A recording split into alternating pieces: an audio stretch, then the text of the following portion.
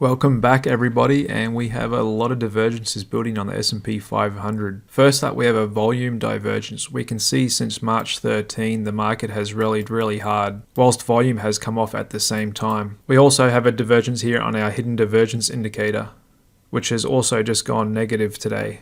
We also have a divergence on the global net liquidity indicator here, this yellow line, which is a measure of central bank liquidity in the markets.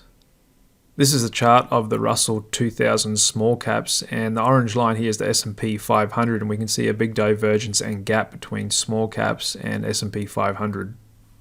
This is the chart of the amount of stocks above their 200-day average, and you can see when we last peaked back on February 2nd, there was 75% of stocks above their 200-day average. Today it's only 57%, so we have a divergence there in the breadth, which is a more truer look at how all stocks in the market are performing. This is a chart of high-yield corporate bonds, which correlates closely with risk sentiment. And the orange line on the chart representing the S&P 500, we're currently at one of the biggest gaps we've seen in over a year. So again, stocks are diverging with high-yield corporate bonds. This is a chart of the stock BlackRock, which is a good indicator of the health of the stock market, since most of their business is based on how much assets under management they have. And ever since we bottomed back on October 13, now we have the biggest gap between the orange line, the S&P 500, and BlackRock stock as well. So another divergence there. Okay, back to the weekly chart on the S&P 500. So you can see we're coming up here and the market's trying to put in its sixth consecutive green weekly candle right in this resistance zone, and that's the highest string of green weekly candles since the bear market began early last year. And you can see markets are calling up at this big resistance zone here, so we could be at a turning point. But stay to the end of this video and I'll get more into this at the end, and I'll let you know how I'm positioned in my own personal portfolio going forward. First off, let's go take a look at all the data today. So it was a pretty mixed day out there, pretty flat. We did see some moves with Nvidia up 2.4%, but we did see Google and Tesla come off. Aerospace and defense had a good day, and the defensive sectors, utilities, consumer defensive, were mostly flat, and healthcare came off a little bit. On economic data today, we did see housing starts coming a little bit better than expected. However, that's a little bit of a lagging indicator. Building permits is more of a leading indicator, as that shows how many people are applying for new buildings. And that came in a bit worse than expected. Month over month, we're down 8.8%, which is a huge change from the previous reading we had at 15.8%. So that looks like the tighter credit conditions and lending out there from the banks is having a big effect on building permits and applications for new construction activity. Fear and greed index is elevated here, just above 70, and the last three times we were above 70 was back up here, and almost up here. And you can see that orange line on the chart, S&P 500. The last three times we got above 70 marked close to short-term tops in the market. Dark pool buyers have pulled back as well, as we can see the blue line on this chart. They haven't been participating in this rally higher in the market. Same story with corporate insiders, this blue line here showing that they are not buying this market much at all. Two options, much of the same story as we've seen the last week or so. 31 million contracts traded today, 54% of them calls, and still low put percentages in mega cap tech. Fed fund futures still pricing in an 82% chance we're going to get a hike at the next Fed meeting in May. And in a growing trend, we're seeing some big companies defaulting on office debt. Brookfield, a big property asset manager with a lot of offices, has defaulted on 161 mortgage for a dozen office buildings, mostly around Washington, D.C. And this is another risk for the regional banks, as they have a lot of commercial office debt that needs to be refinanced at higher rates.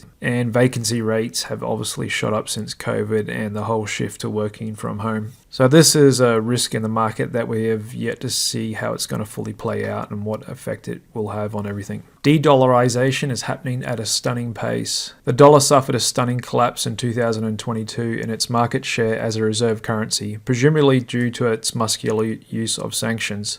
Exceptional actions taken by the US and its allies against Russia have startled large reserve holding countries, most of which are emerging economies. So it's true, China and a lot of the other non-Western alliance countries have noticed what the US did with its sanction against Russia's US dollar reserves, so they are trying their best and hardest to get away off the US dollar and trade in their own local currencies. So while the US dollar is going to remain the dominant global reserve for many more years to come, this does look to be putting downward pressure on its overall market share, so that should be bearish for the US dollar long term and keep a bit of a lid on its strength, which is good for us who are long commodities that are priced in US dollars. And Netflix is delaying their password sharing crackdown rollout after posting mixed results for their latest quarter. So it looks like they might be worried how many users they're going to lose from this. And like a lot of the mega cap techs, they seem to be hitting a bit of a wall with their revenue growth of late. So it'll be interesting to see if Netflix can turn it around and successfully pull off this password sharing crackdown and get back to growth. Otherwise, it looks like they may have reached a bit of a saturation point in their business. Okay, that's a quick look at today's data. Let's head on back to the charts. So international stock indices are much the same as American, look to be coiling up and stalling out at the top of their ranges here. And they are all above their 50 bar VWAPs as well, with China recently gone above. VIX is super low here at a 16.8. Who would have thought a little over a month from the biggest banking crisis since the GFC,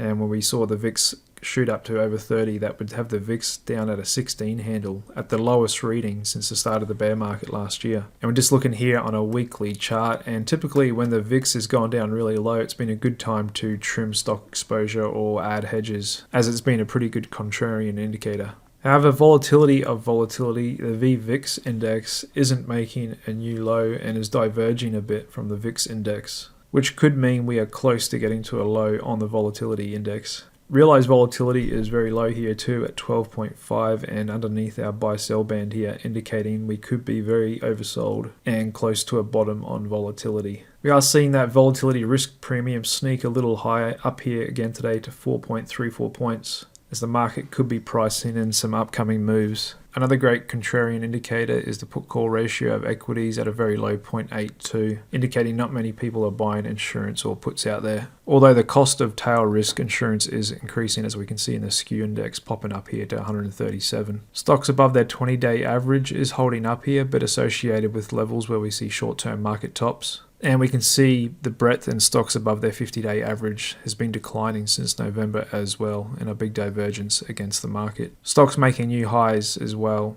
It peaked out on February 2nd when the market peaked and has been going down. Same on NASDAQ, new highs. That the breadth's been diverging with the market.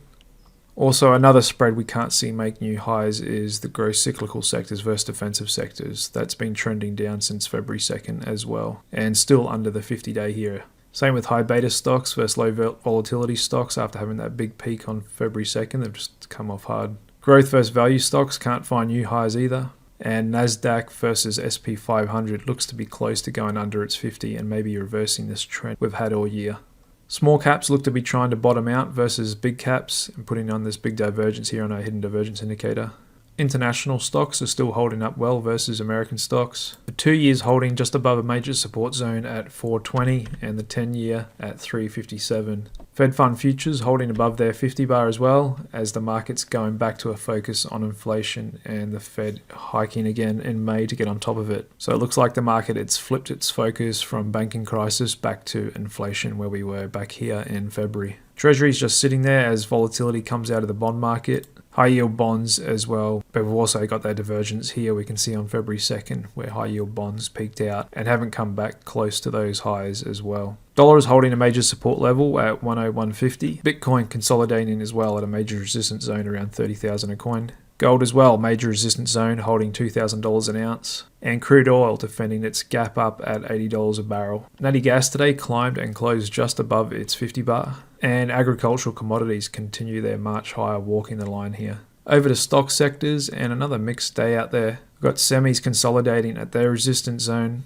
Saw the regional banking sector come off a little bit with more reports pouring in earnings season. Surprisingly, the home builders ETF has gapped up on strong price action here and coming back to highs. Aerospace and defense stocks are approaching all-time highs, really close. And defensive sectors were a little weaker today, with healthcare coming off a little bit. Staples actually found new highs, and utilities just came off a little bit as well. BlackRock was down a little bit. JP Morgan on a tear, finding new highs and high lows as well. ExxonMobil had a good bullish engulfing candle, Tesla came off a little bit, consolidating just under its 50 bar on a forming divergence here. Apple actually snuck a little higher and found new yearly highs today. Microsoft not too far away from them either.